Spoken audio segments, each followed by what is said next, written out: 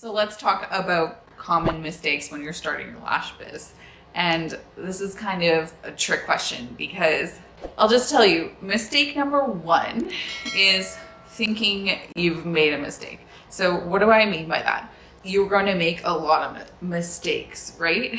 But the biggest mistake is not trying at all. So mistakes happen when you learn. So if you don't do anything, if you let fear paralyze you, you're not going to make any mistakes, but you're also not going to learn anything. So I would challenge you to change your mindset. The first thing to think about when we're approaching this topic is there are no mistakes. There is just progress and learning. So Turbo 1, there are no mistakes.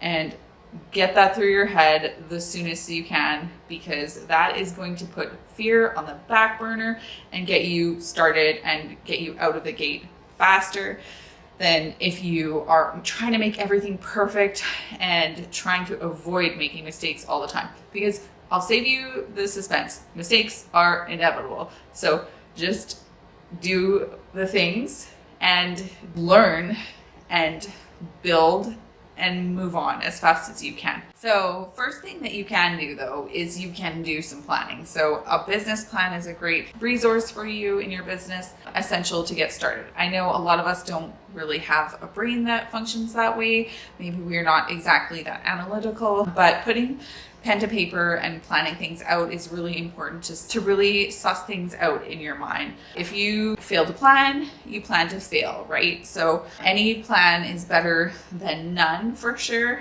And making sure you know where your funding is coming from. You'll want to research a little bit about your market and your ideal clientele and your target audience to just have some sort of idea of where you're going. If you don't know where you're going, then you're not going to end up where you want to for sure, right? So first things first, make a business plan. So mistake number 2 would definitely be not keeping an eye on finances. This is a balancing act though.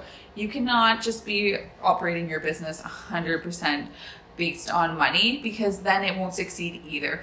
So you really have to be focused on the balance, but it's like, if you don't focus on financials at all, then you're going to go bankrupt and broke and you're not going to stay in the industry, right? So you do have to balance that out with your passion for the industry.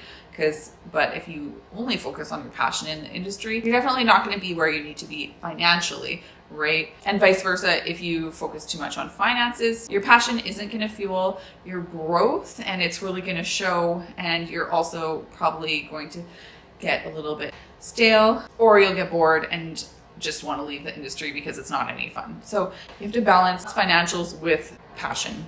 So a good way to do that is to hire a bookkeeper right off the bat. If you don't hire a bookkeeper right off the bat, you are definitely going to get yourself into trouble. So I would definitely recommend investing in that as the first step. And as you have a bookkeeper and they help you take care of things, then you can take over some of the roles. But if you've never done bookkeeping before, just like you would never try to open a lash business with no experience without doing a course, you definitely want to kind of like receive some mentorship from someone who has the skills in books for your business before you get too deep with that and make too many mistakes that are going to be more costly for you to sort out in the end. The next mistake that I would identify would be relying on yourself too much. Sometimes people tend to take on too much themselves in the beginning of their business, and it's great to be hands-on and to know everything that's happening, but sometimes doing this can cause more missteps than successes. So it's just a longer road to success. Whereas in my experience, reaching out to a mentor or joining a coaching program or taking a course that includes a little bit more guidance is going to be worth its weight in gold. There are some people who can just watch a video, do a short online course and kill it. But in general, these one-hit wonder online courses where you pay the same amount as the service or less to get certified in something is not going to be enough coaching and mentorship for someone to actually be successful in the industry. because it just doesn't make sense, right? Look for genuine mentorships. So try to see the value in collaborating or investing in one of these situations where you do get access to a mentor that can fast forward you through these awkward things of growth and just kind of elevate you past those struggles that you were going to have otherwise if you don't reach out for help.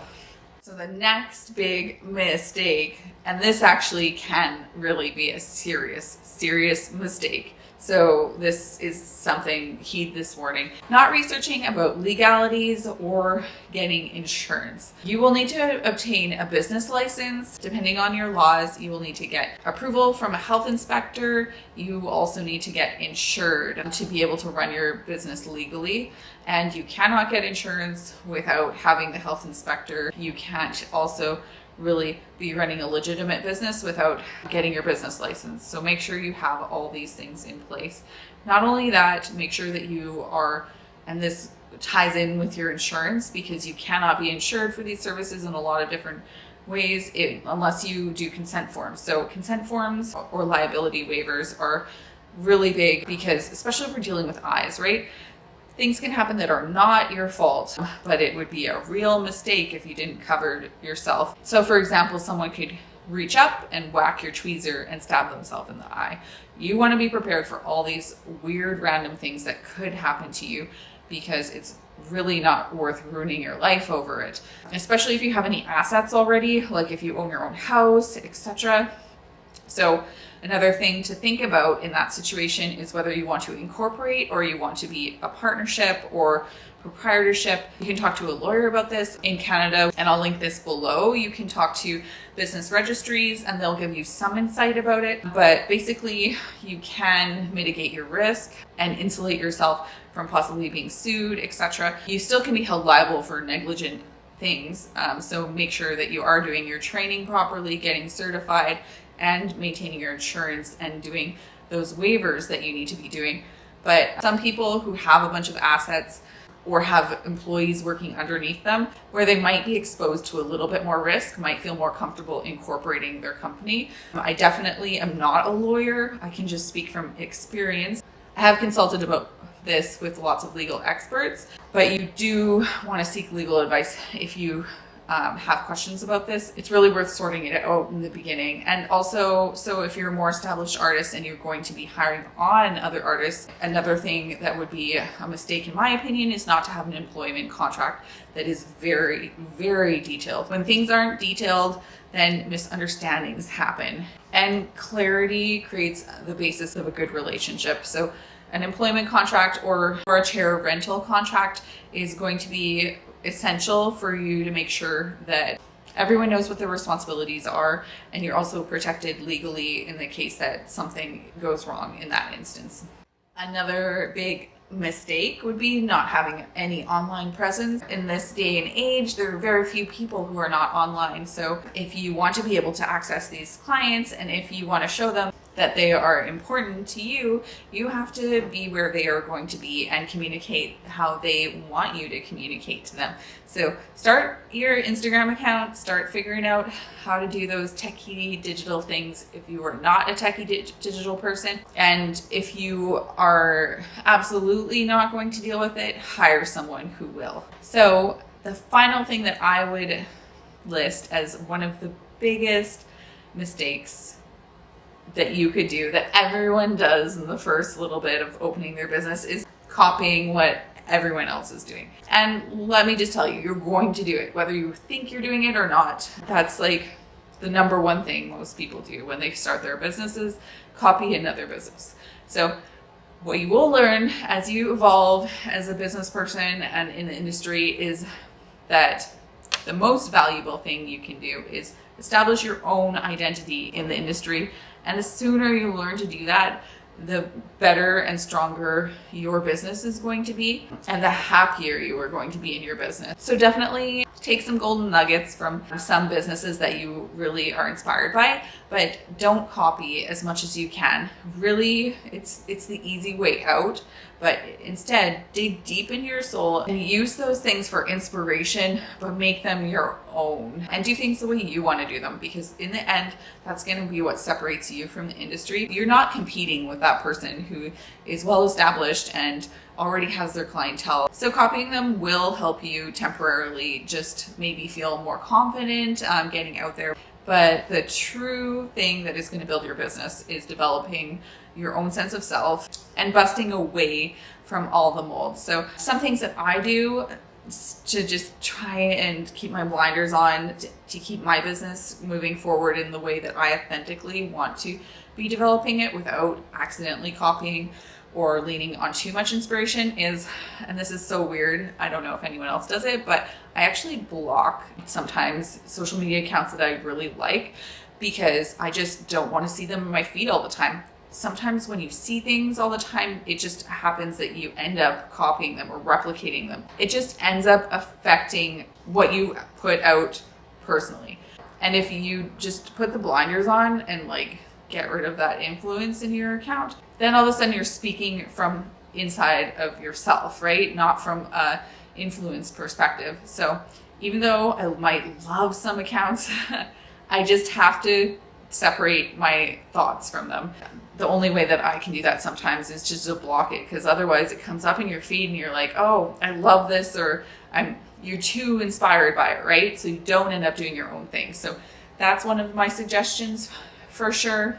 Whether you want to take it or not, that's up to you.